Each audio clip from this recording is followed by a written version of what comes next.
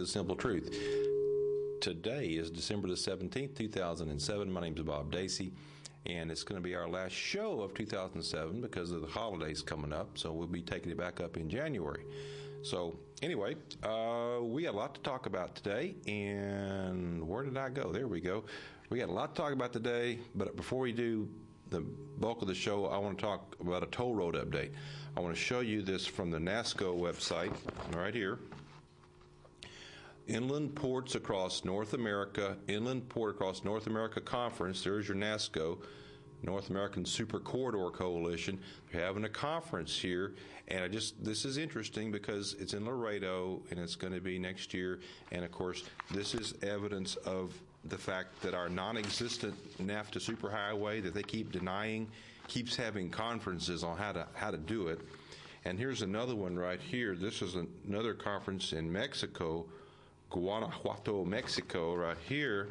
It's going to be taking place, the NASCO conference there in 2008 from June the 4th through the 6th. And part of the topics it says on this thing is securing the North American supply chain and transportation and the impact it has on environment and critical rail and trucking issues throughout North America and deep water and inland ports. So yes, that non-existent NAFTA superhighway that we keep talking about that doesn't exist, well, they keep working on it. They keep working on it, and I guess we just keep getting crazier and crazier.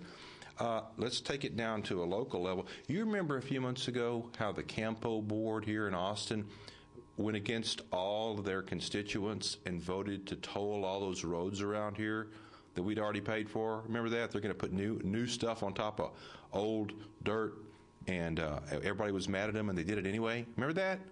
Well, in the paper today, apparently there's a problem. 21 questions on the missing toll cash are still hanging by Ben Ware from the Statesman today.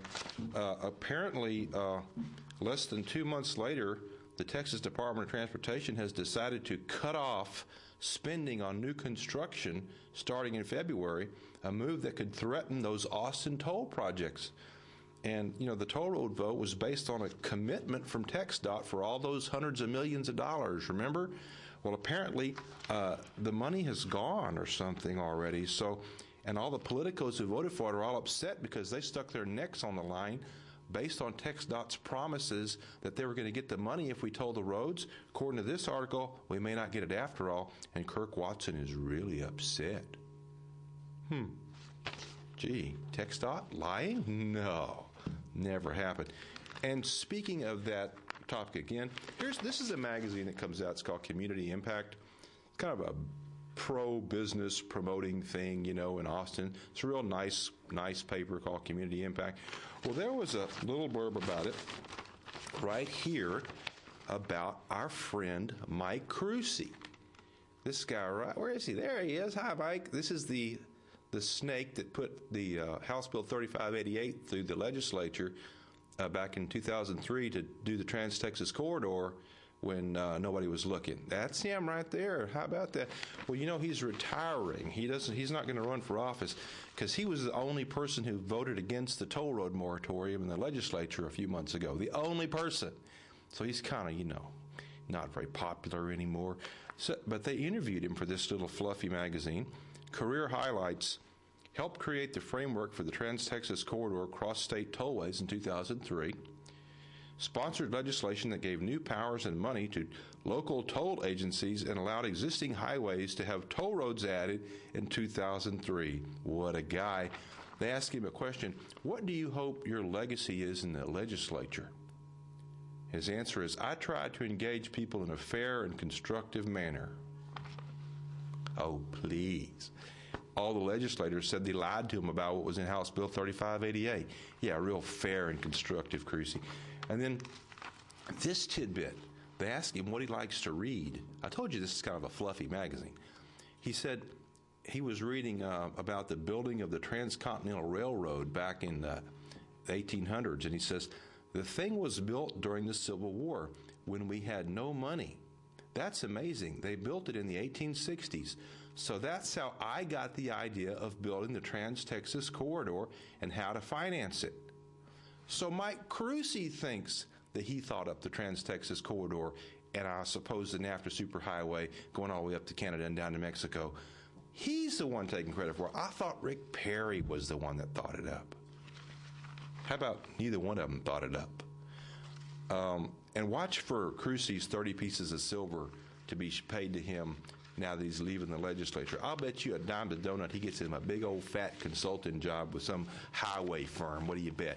Okay, now let's talk about what we forgot. We didn't get enough last week. We didn't get to it. It's time now for a continuation of Police State Alert.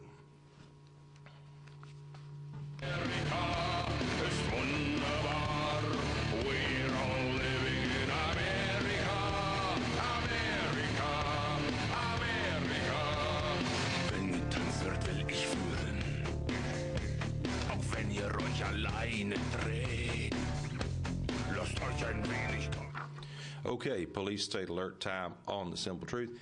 I'm not going to show you this letter because I don't want to name any names on this letter, but I have a letter addressed to my hardware store, addressed to my risk management department. And this is about a final notice telling me that they're going to cut off business with me if I don't do something. Now listen to this. Attention, it says Hardware Store Incorporated. Attention, Risk Management Department. After multiple attempts to bring your company into compliance via the blank online application, blank has informed us that you still have not participated in the new program. The blank process has become an industry standard due to new compliance laws and liability concerns. Unfortunately, should you decide to remain non-compliant, blank regrets to inform you that we will have to consider no longer using your services. We hope you understand our decision and realize that in today's high-risk business environment, we cannot take the risk of placing our company, employees, and our residents in harm's way. Ooh. Now what this is a property management firm that runs an apartment complex, okay? And so they got these people to get us to comply with the new procedures. And the new procedures is we have to have all of our employees go through national security, homeland security background checks in order to do business with them. You know, because like if a hardware store, we may have terrorists working for us, and the guys that come in to get the plumbing parts and the ball cocks and the light bulbs and stuff might be in danger if they come into our store and there's terrorists working there. You know, high-risk business environment. High risk for what? Terrorism. What a crock. You got more chance of getting struck by lightning twice than being killed by a terrorist. But no, it's a high-risk environment. And they want background checks on all employees so they can be sure they're not terrorists. That has very bad implications. You know, where's the probable cause in running background checks on employees, et cetera, et cetera. Therefore, it's police state alert material. That's probably going on all over the country. And a few weeks ago, we talked about this article from the Boston Globe about the Boston police to search for guns in homes. We talked about that. ABC News also had a piece on it right here. Boston cops seek invites to search homes. That's where they come to your door in a high crime neighborhood and said, "Yes, we would like to search your child's bedroom, please, although we don't have a warrant. Is it okay with you?" You know, that type of thing. Well, this program is called it's called Safe Homes. And of course, it raises all these questions about civil liberties and making people, you know, faking people out of their rights to say no. You got 3 cops standing at your door. Maybe search your home, you know, and you're ignorant. You don't know, you know. They find a gun in your kid's bedroom, so they arrest you. You know, whatever. Or maybe they don't. Who knows? Maybe they just confiscate it. It's all illegal. It's all unconstitutional. It's all pathetic. Well, I noticed something in this magazine the other day. Criminal Justice Mandate. This is from Sam Houston State University, the big school where they teach cops. And I noticed this. This is down in in southeast Texas in Huntsville. College plays key role in federal initiative, page 18. What does this say? Let's see what it says. It says right here, college plays key role in federal Project Safe Neighborhoods initiative to reduce gun crime. There you go. Now, what does it say? It says Project Safe Neighborhoods is a nationwide commitment to reduce gun crime in the U.S. by supporting local projects. Strategies include interrupting sources of illegal guns and deterring illegal gun possession. I just wonder whether one project is related to the other one, that the feds are behind all of this, trying to teach local cops to violate your constitutional rights to go into your home and interrupt the source of illegal guns, which in their definition is any gun that doesn't belong to the government.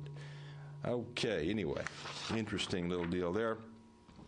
Now, speaking of guns and the Second Amendment, I'm going to talk about another thing tonight. This is from thedenverchannel.com. Many of you know that a nut went into a church last week, and, well, he got killed by her, that woman right there. That lady was she was a member of the church who used to be a cop, and she's not a cop anymore, and she's a volunteer guard, and this nut went in there, and, well, you see, he had an semi-automatic rifle and 2 pistols and 1,000 rounds of ammunition, and did all these horrible things, and he set off smoke grenades at all the exits, and there's 7,000 people in this church. He kills 2 people outside the church.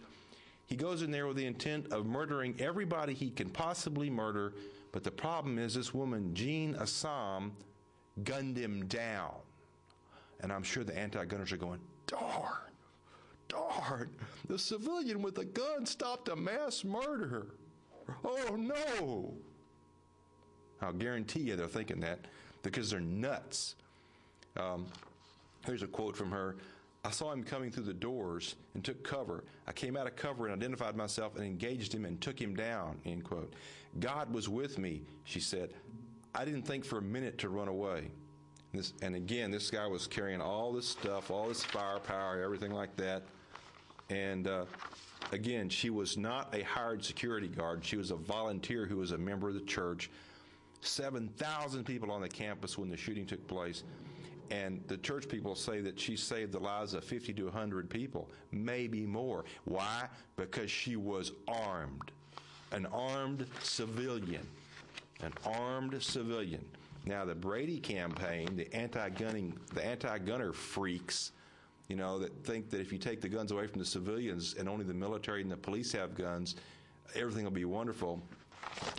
You know, they put out a news release about the previous shooting at the mall, you know, where this nut went in there and killed about 8 people because nobody had a gun.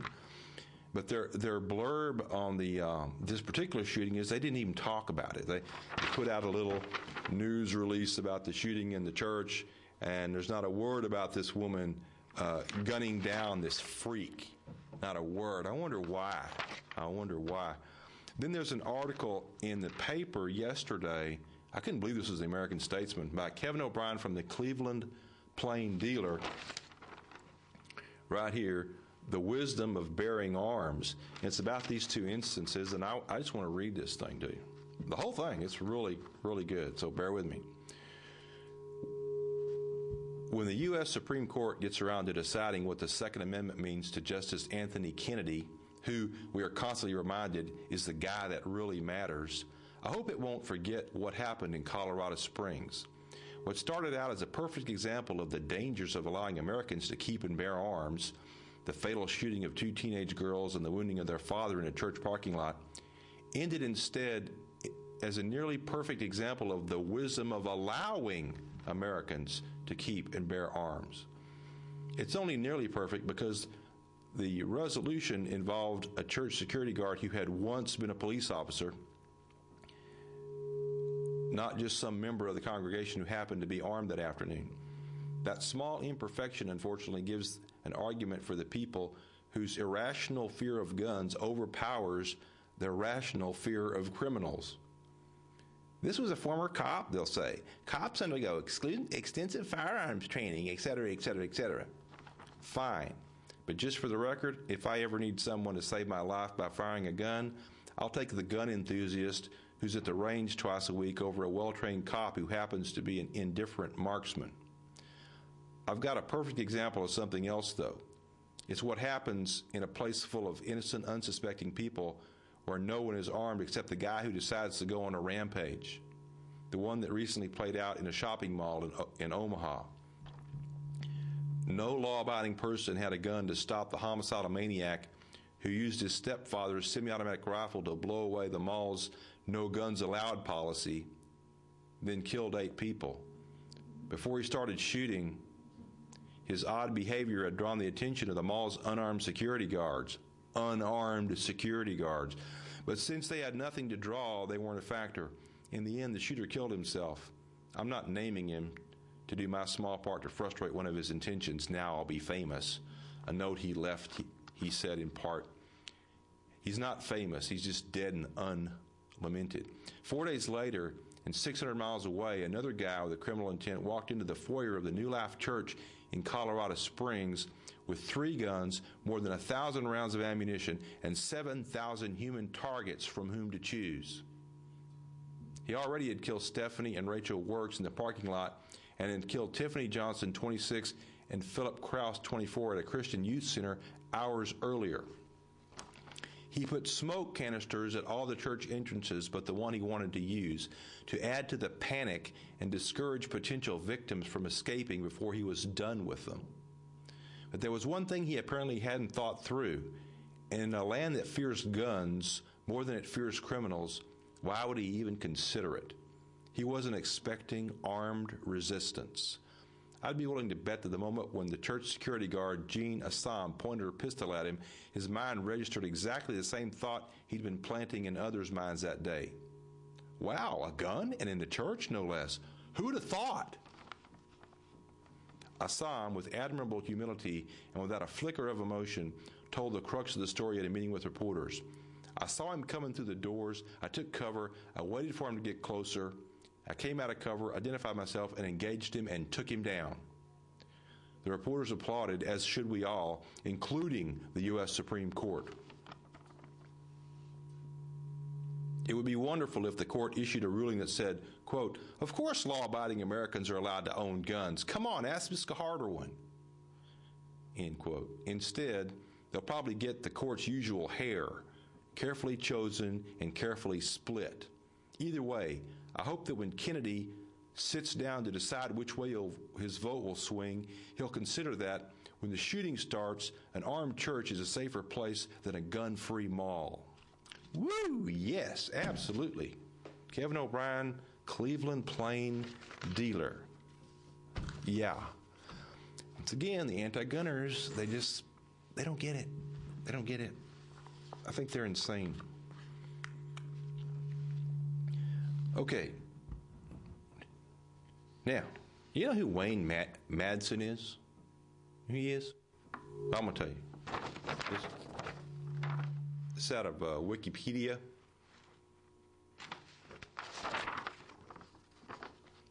Career. Madsen was a senior fellow of the Electronic Privacy Information Center.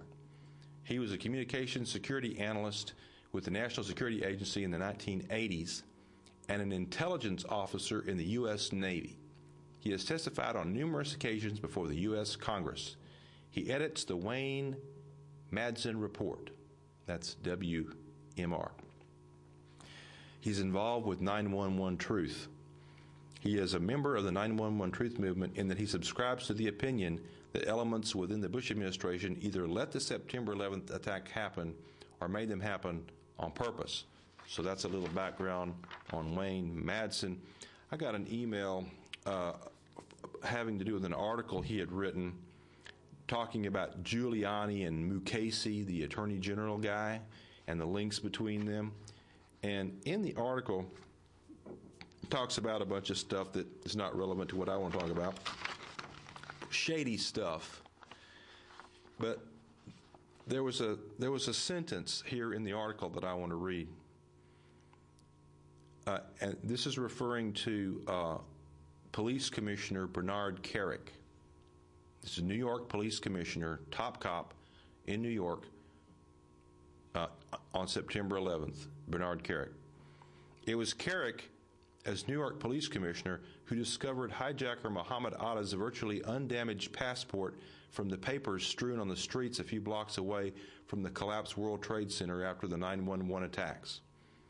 Yeah, I read that, and I thought, could that be true? You know, is that accurate?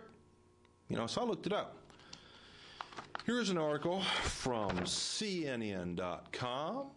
New arrest warrants issued in terrorism probe. This was 9/16/01, just a few days after September 11th. This article was posted, and I just want to read one paragraph from that article. New York Police Commissioner Bernard Kerik said Sunday a passport belonging to one of the hijackers was discovered a few days ago several blocks from the crash site by a passerby. Based on the new evidence, the FBI and police decided to widen the search area beyond the immediate crash site. So, apparently it's true. Kerik is the source of the passport story. Okay, now this is from MSNBC.com on the 9th of December 2007, just a few days ago. Giuliani ally Kerik indicted. Oops. Accusation seen as a potential setback for Giuliani, who supported him. New York, Bernard Kerik, the police commissioner under former Mayor Rudy Giuliani, who nearly became head of the Homeland Security Department, will surrender to authorities Friday to be arraigned on criminal charges, an official said Thursday. Prosecutors have been presenting evidence to a federal grand jury in White Plains for several months to consider charges against Kerik, including tax evasion and corruption. Authorities have alleged Kerik took tens of thousands of dollars in services from benefactors and never reported his income. An indictment would be the latest chapter of a downfall that began within days of Kerik's nomination in 2004 to head the Department of Homeland Security. At that time, he was billed by the former mayor as a no-nonsense, self-made lawman who helped restore calm following the September 11th terrorist attacks. His nomination was confronted with news reports about stock option windfalls, his connections with people suspected of doing business with the mob, and overlapping extramarital affairs. Then came the failed Homeland Security nomination. Democrats who opposed the nomination focused on Kerik's recent windfall from exercising stock options in a stun gun company that did business with the department. His take, $6.2 million. Now, the points, real quickly. Number one, this does not reflect well on Giuliani. Back in a thug cop, telling everybody how great he is. Number two, this doesn't bode well for Mr. Bush either, who tries to get him appointed as the Director of Homeland Security. Oh boy. And number three, this puts in serious jeopardy the government's claim that Muhammad Atta's passport, after Muhammad Atta was blown into a zillion pieces when he smashed the plane into the tower, somehow snuck out of his jacket and floated down into the streets of New York, where it was accidentally discovered by a passerby as proof of what was going on. If Kerik is the guy that turned in the passport, you're going to have to consider the source. And now that ridiculous story about the passport surviving when none of Muhammad Atta survived except his passport, it stunk before. Kerik turned it in. Now it stinks. Oh, man. Whew. Now it really stinks. The fairy tale gets worse. Okay, now we're going to talk a little bit about Ron Paul now.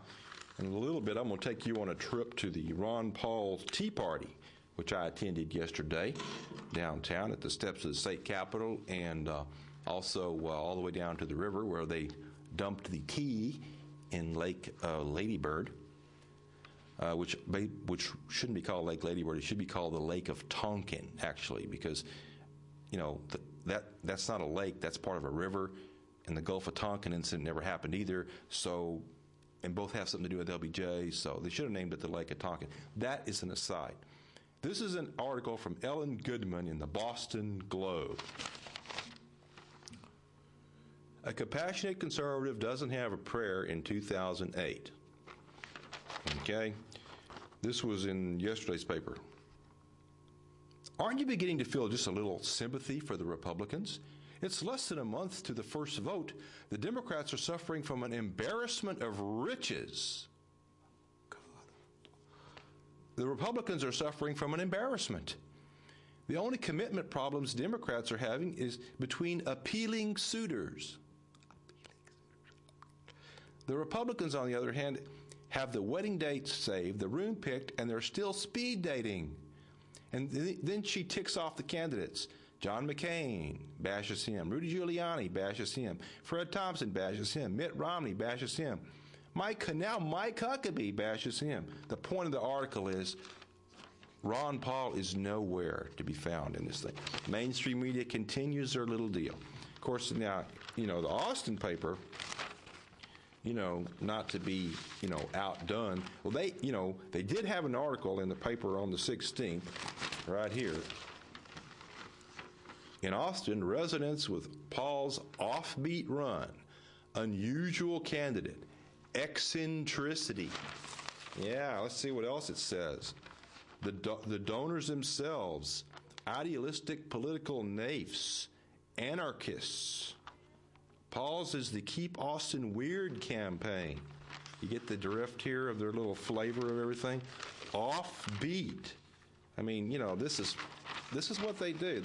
They try to marginalize what is apparently becoming very, very mainstream. And so they had their little blurb about that, and then this morning, after I'd come back from the Tea Party thing and the rally, I was thinking, well, I'll get up and get the paper and see what happened is historic.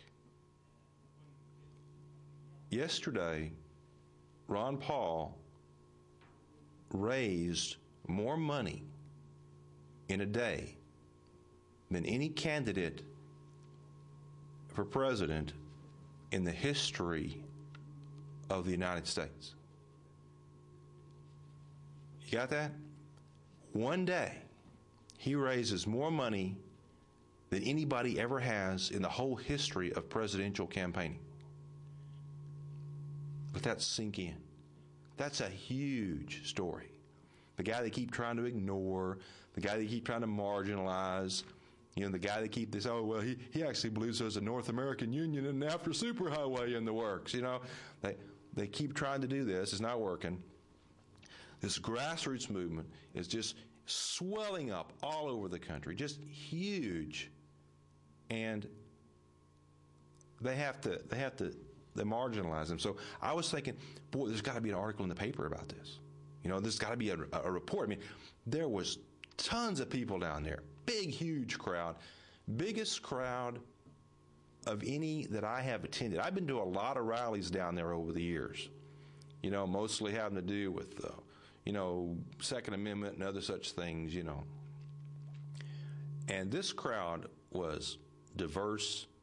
It was kind of more young people than anything else, because I don't think they minded walking from the steps of the state capitol all the way down the river and back.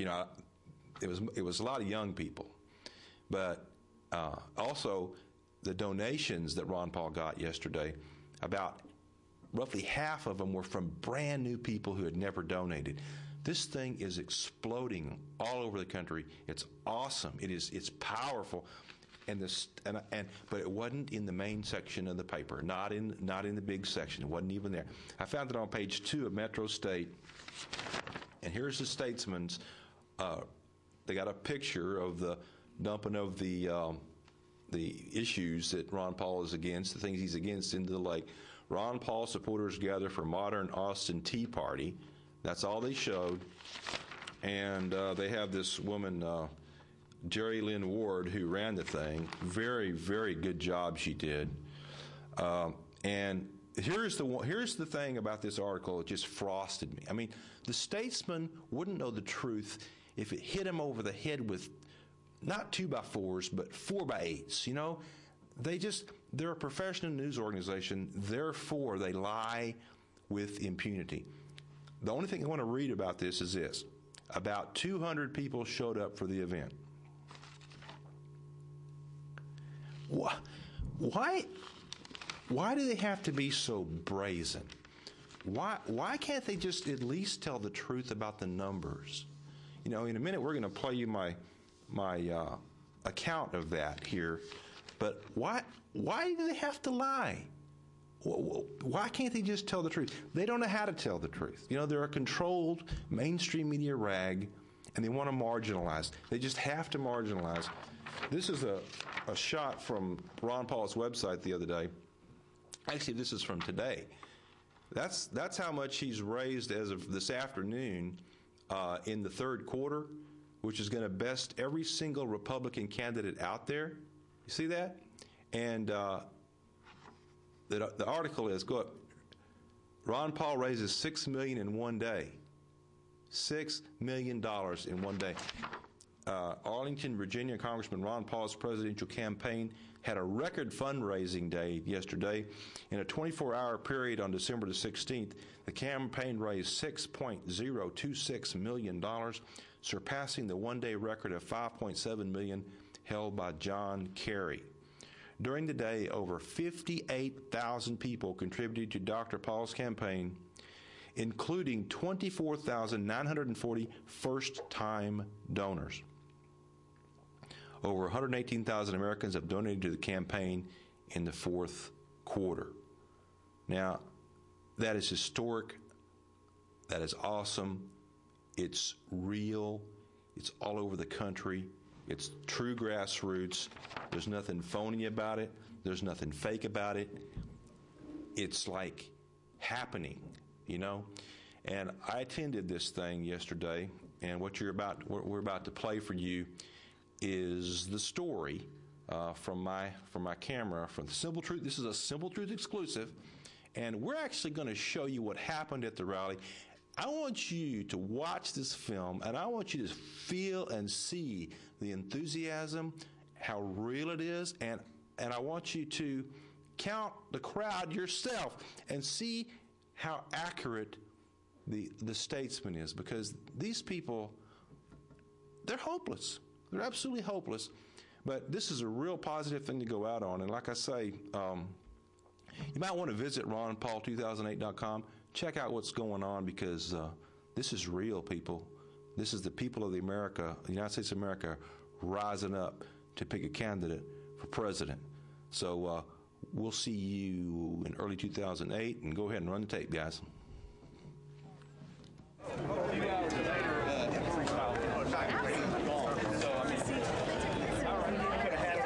right, Scott, thank you so much.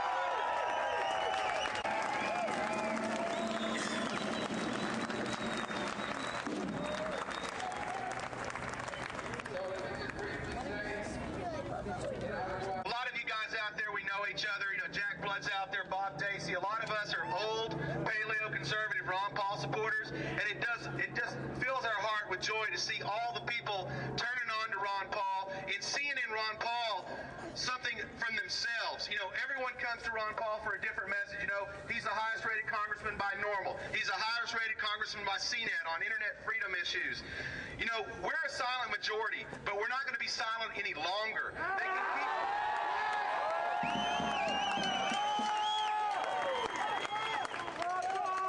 Definitely. They can call us names. They can make up little funny sayings. They can say he's a fringe candidate. They can follow. They can have 100 reporters following Huckabee around. They got reporters, but they don't got supporters. You know. It's a fraud. There's no Giuliani. There's no McCain. It's a joke. Ron Paul has the back of America. He is not a hope for America. He's the last hope for America, folks. They've got the apparatus built. They're just waiting to use it. And the only thing that can return us to economic sanity, to curtail this police state. And you know, they're like, don't talk about black helicopters, don't mix that. We don't want, look, everybody's aware. When the city of Austin's got a little friend, got a Bell helicopter, and it's more of a dark green, it's not black, but they're using the military on people now. We don't have to be afraid to call a spade and say that's wrong. And, you know, thank God for Ron Paul's campaign. Thank God for those people being smart enough not to curtail the grassroots, to let you be who you are, and be this foot soldiers for Ron Paul, because they can't put a price tag on you folks. You max out at $2,300, but the stuff you do for him is worth exponentially more, and no one else has that. No single candidate has that. Don't forget it.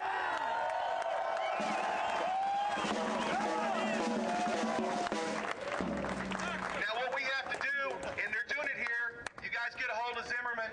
We're learning how to be delegates. We're going to take over the precincts. And like some people have said before, we'll see in Minneapolis. We'll see. And we're coming with a message of love and truth right now. But you know what? We're steadfast and we're resolved that this is going to happen. They can play their games. But you know what? Our founding fathers would have never taken the load of guff that we've taken so far. And I mean, we're reaching out with peaceful means. But I want to say this right now.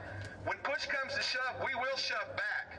And I'm not advocating violence here at all. But you know what? You know what they've got planned for us. You know where this is going into a North American Union and everything else. This is our last opportunity. And we've got to be steadfast and resolved and not back down and not show fear. And, you know, I don't want to... Let the revolution begin.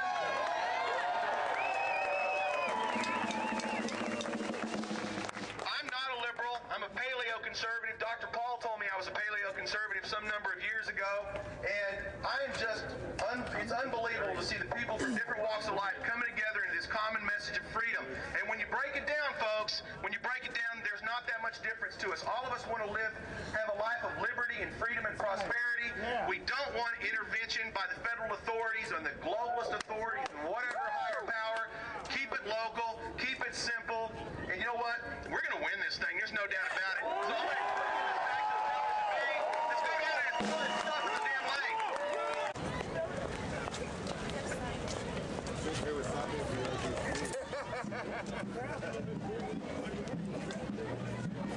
Lord, it's from the side of the...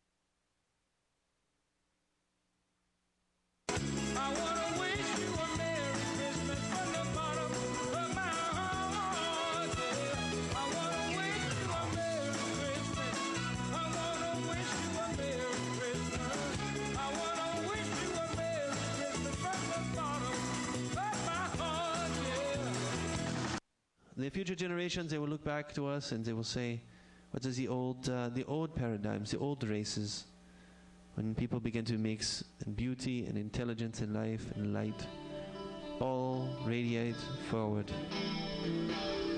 with new colors, new technologies, new philosophies, infinitely more powerful and intriguing to come.